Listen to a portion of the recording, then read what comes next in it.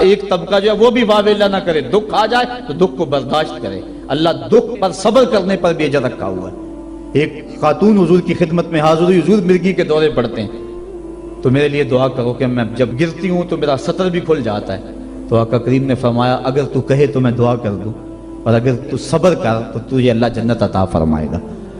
اس نے عرض کی حضور مجھے جنت والا سودا قبول ہے، مجھے یہ مرگی کے دورے پڑتے رہیں لیکن صبر کروں گی جنت مجھے مل جائے، لیکن اتنا ہے کہ عورت ذات جب گرتی ہوں تو پردہ کھل جاتا ہے، یہ آرزو ہے کہ پردہ سطر نہ کھلے۔ فرمایا ہاں سطر نہیں کھلے گا لیکن مرگی کے دورے بدستور موجود رہیں گے۔ آقا کریم نے اس کو جنت کی بشارت دی۔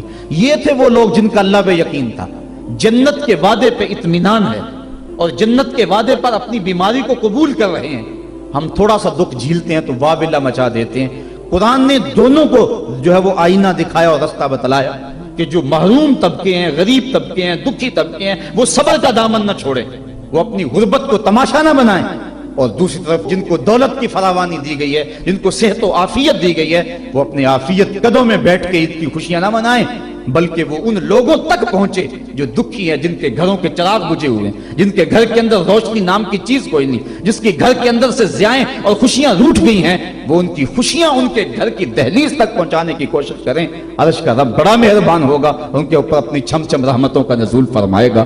آئیے ہم عید کے روز اس عزم کا اعادہ کر کے دکھی اور مصیبت زدہ اپنے غریب رشتہ داروں کو اور اپنے معاشرے میں، اپنی گلی اور اپنے محلے میں جو دکھی لوگ ہیں ان کی اعانت کے لیے میدان میں نکلیں۔ یقیناً یہ بہت بڑی نیکی ہے۔ میں حضرت سید عائشہ صدیقہ رضی اللہ تعالی عنہا کے حوالے سے وہ روایت عرض کیا کرتا ہوں کہ ایک دن محبوب خدا کا دریا رحمت جوش میں آ گیا، فرمایا عائشہ جو مانگنا ہے مانگ لو۔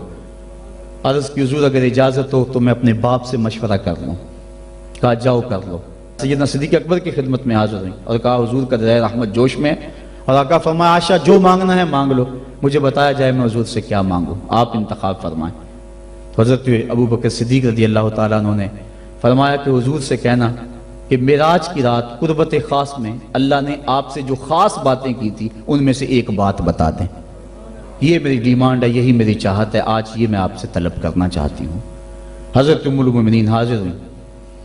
اللہ اکبر۔ حضور نے پوچھا عائشہ مانگو جو مانگنا ہے۔ عرض کی حضور معراج کی رات جب قربت خاص میں آپ پہنچے تھے اور آپ کے مالک نے آپ سے راز و نیاز کی کچھ باتیں کی تھیں، میری آرزو ہے ان راز کی باتوں میں سے ایک بات مجھ کو بتا دیں۔ حضور مسکرانے لگے اس بات پہ کہ ابو بکر صدیق کا انتخاب کیسا ہے، اور پھر اگر وہ راز کی بات بتا دوں پھر راز راز تو نہ رہا، لیکن چونکہ وعدہ کیا ہوا تھا، فرمایا عائشہ سنو، جب میں قرب خاص میں پہنچا تو میرے مالک نے مجھ سے جو خاص باتیں فرمائیں ان میں سے ایک بات یہ تھی، اے میرے محبوب اگر تیری امت میں سے کوئی شخص کسی ٹوٹے ہوئے دل کو جوڑ دے گا تو میرے اوپر لازم ہے کہ بغیر حساب کے جنت عطا فرما دو۔ تو حضرت عائشہ صدیقہ رضی اللہ تعالیٰ عنہ بہت خوش ہوئیں۔ حضرت صدیق اکبر نے بتایا ہوا تھا کہ جو حضور کہیں وہ مجھے ضرور بتانا ہے۔ حاضر ہوئی اور آ کے کہا، آپ رونے لگے۔ کہا بات رونے والی تو نہیں ہے، بات تو خوش ہونے والی ہے۔ بسا اوقات کسی کا دل ہم جوڑ دیتے ہیں، کوئی کسی کو قرضہ دے دیا، دکھی کے کام آگے کسی بھوکے کو کھانا کھلا دیا، یہ تو کام بن گیا، جنت کے راستے آسان ہوئے۔ کہا میں اس کو دوسرے پہلو سے دیکھ رہا ہوں، تصویر کا دوسرا رخ دیکھ رہا ہوں، میں اس کو ذرا معکوس دیکھ رہا ہوں۔ اگر کوئی کسی کا ٹوٹا ہوا دل جوڑ دے تو بغیر حساب کے اللہ کے اوپر واجب ہے کہ وہ جنت میں بھیجے گا، تو اگر کوئی کسی کا دل توڑ بیٹھے تو ہم دیکھیں کہ ہم اپنے عمل سے، اپنے رویے سے کسی کا دل تو نہیں توڑتے۔ ہم عید کی نمائش اس انداز سے تو نہیں کرتے کہ غریب کو اس کا دکھ زیادہ لگنے لگ جاتا ہے۔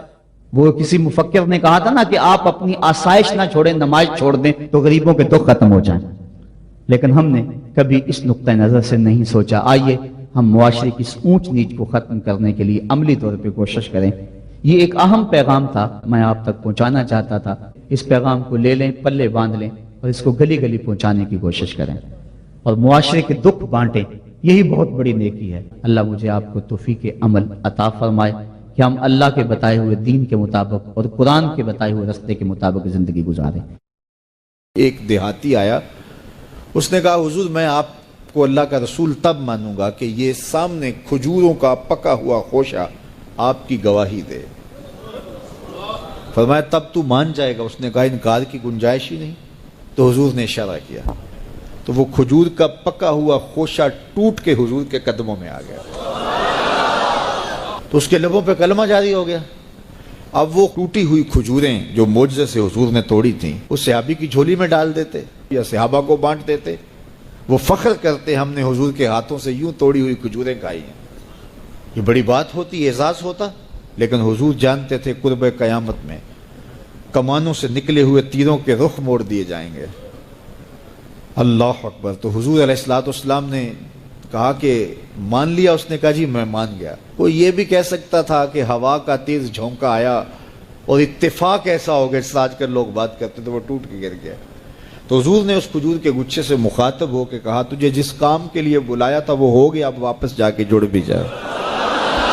صرف توڑنا نہیں جانتے، جوڑنا بھی جانتے۔ اللہ اکبر۔ تو ہر دور کا فخر میرے حضور کا کوئی نہ کوئی معجزہ توڑتا ہوا دکھائی دیتا ہے، لیکن دو دور حضور کے بڑے اہم دور تھے۔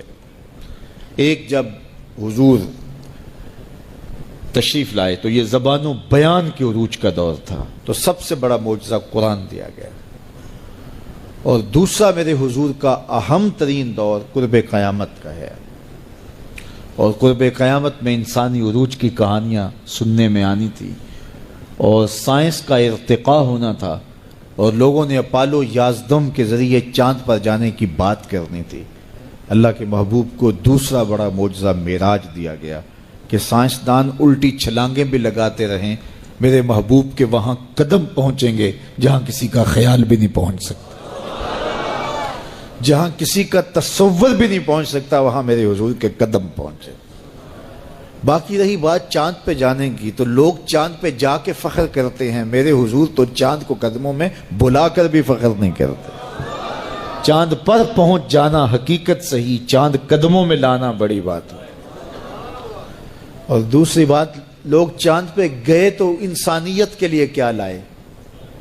وہ کہتے تھوڑی سی مٹی اٹھا لائے تھے، یہ چاند کی مٹی ہے، تو زمین پہ مٹی پہلے تھوڑی تھی کہ اور آ کے خاک ڈال دی چاند کی۔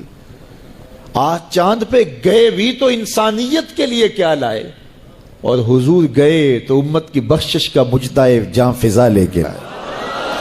حضور گئے تو بندگی کا شعور امت کے لیے لائے، اور لوگوں کو بتایا کہ اس کی حضور بندگی کرو، پیشانی سجدے میں رکھو گے، الصلاۃ معراج المومنین، تمہارا نماز کے لیے جھک جانا تمہارا معراج کہلائے گا، تمہارا عروج اور بانک پن کہلائے گا۔ تو ہر دور کا کوئی نہ کوئی بانک پن ہوتا ہے۔ تو قرب قیامت میں سائنسی ارتقاء کی کہانیاں ہم نے دیکھنی تھی، لوگوں نے چاند پہ جانے کی باتیں کرنی تھی، مریخ کے سفر کی تیاریاں ہونی تھی، تو اللہ تعالیٰ نے اپنے محبوب کو دوسرا بڑا معجزہ معراج دیا کہ سائنسدان الٹی چھلانگیں بھی لگائیں، لیکن وہاں ان کا تخیل بھی نہیں پہنچ سکتا جہاں محمد عربی کے قدم پہنچ گئے۔